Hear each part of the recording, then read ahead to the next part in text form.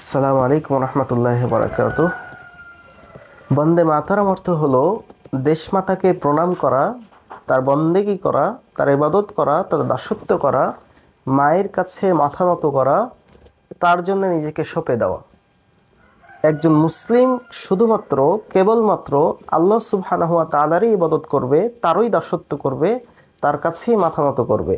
আল্লাহ সুবহানাহু ওয়া তাআলা ব্যতীত অন্য কারো কাছে মাথা নত করা, তার দাসত্ব করা, তার ইবাদত করা, তার বন্দেগী করা একজন মুসলমানের জন্য বৈধ নয়, বরং এটা বড় শিরকের অন্তর্ভুক্ত। এজন্যে বন্দে মাতারাম বলা বৈধ নয়।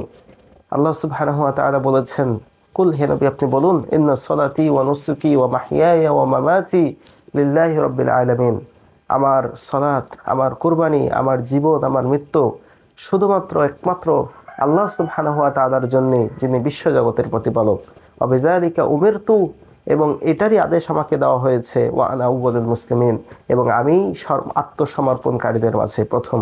সুতরাং বন্দে মাতরম বলা এটা ইসলামী দৃষ্টিকোণ থেকে বৈধ নয়, বরং এটা শিরকের অন্তর্ভুক্ত।